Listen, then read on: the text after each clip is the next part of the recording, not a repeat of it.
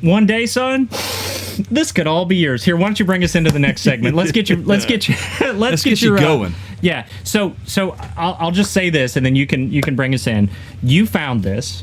You told Jay and I both about it, so I think it's only fitting that you explain to everyone the importance here of what we're about to talk about. Take it away.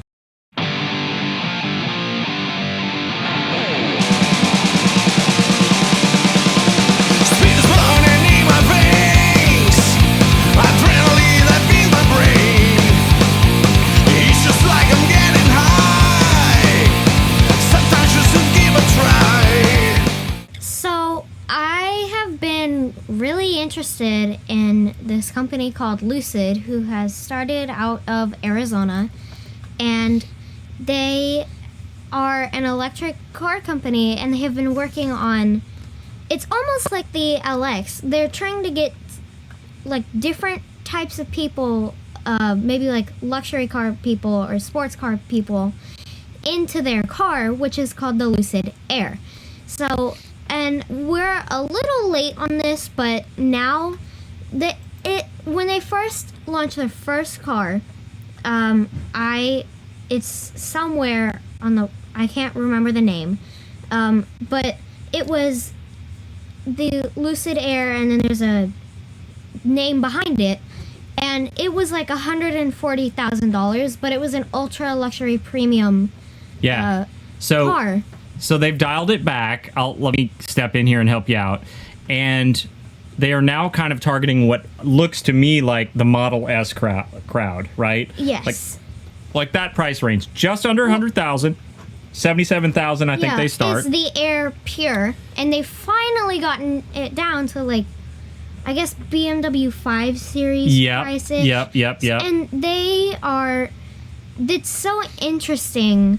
They're doing very well, but I really don't hear a lot of talk about them. Well, they're a smaller company. They have 3 editions of the Air. There's the Dream Edition, the Grand Touring Edition, and the Touring Edition. Actually 4. Just kidding, The Pure. there's 4. The Pure. Sorry, my fault. Yeah. See, this is why I let you run with this. The Pure is the cheapest one that... Here in the luxury car industry, we don't say cheap. We say the least expensive.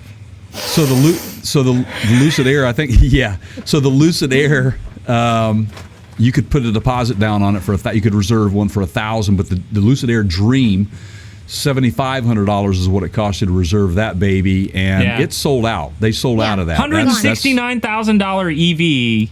Yeah. Reservations sold out. Yeah. Right. I tell you what, though, I think this thing could be a Tesla killer. 1,011 horsepower. It really is. And the range is something. 520 on the top end. On the Dream. For the Dream Edition. Yep. Unbelievable.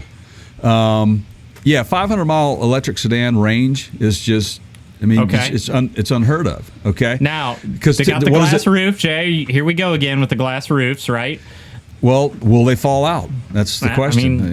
We'll find out. Tesla and Ford have both had problems with that. Now, what are some things that you think matter in feature-wise or, design-wise in this Lucid that are noteworthy?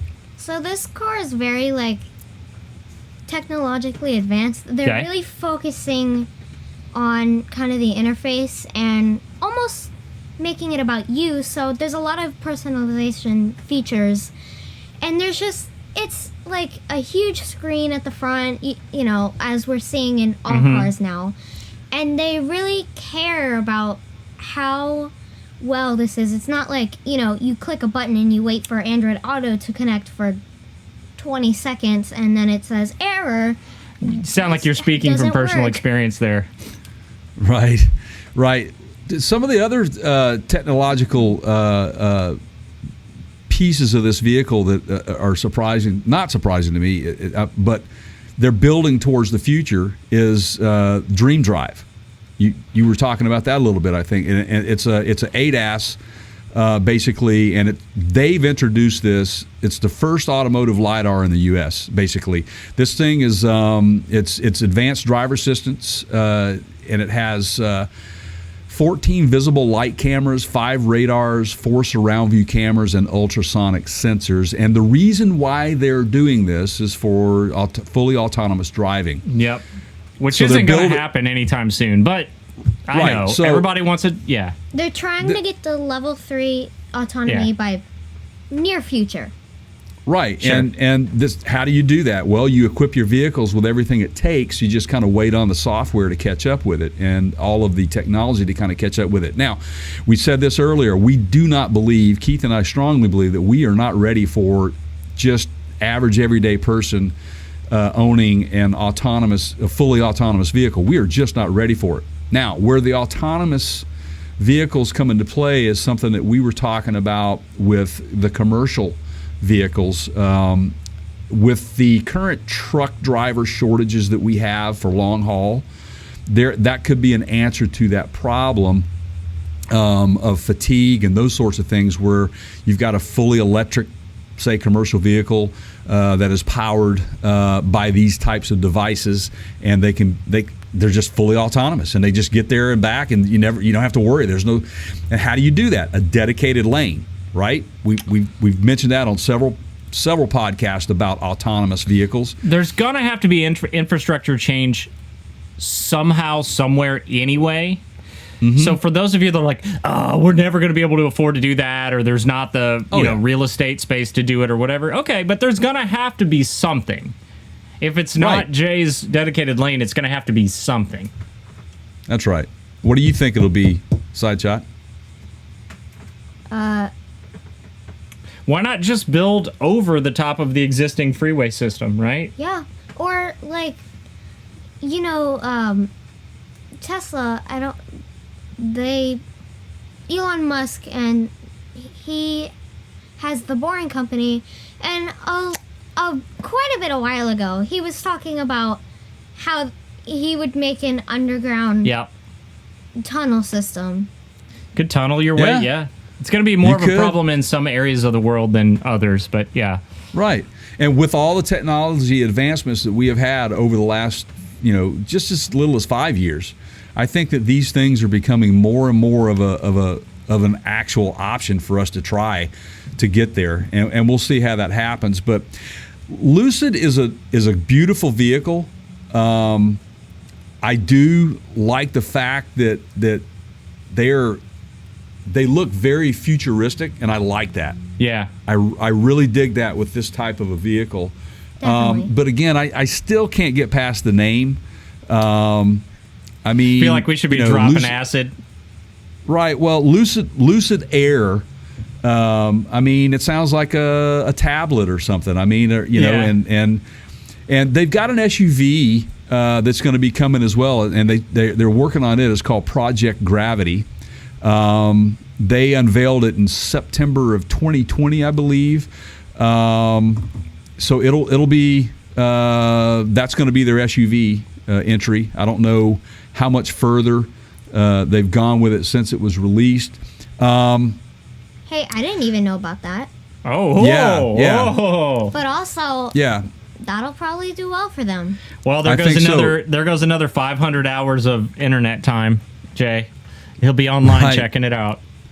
Right, there you go. So keep us informed, when that's available. But I think that, again, and don't be surprised, folks. We've got companies out there that, okay, it took Elon Musk 12 years to make 100,000 electric vehicles, right?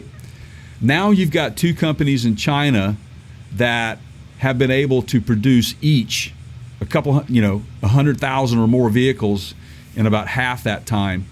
Do you see where I'm going with that? So for folks that are saying that, it's just a flash in the pan, these electric vehicles will never happen. Well, there's a lot more going on out there than a lot of people know. This is a component of Moore's Law. Moore's Law, for those of you that care, basically the rate at which things can double upon themselves. So Google it if you're interested. But yeah, so that Moore's Law aspect is definitely in play on the EV side. Oh, absolutely is.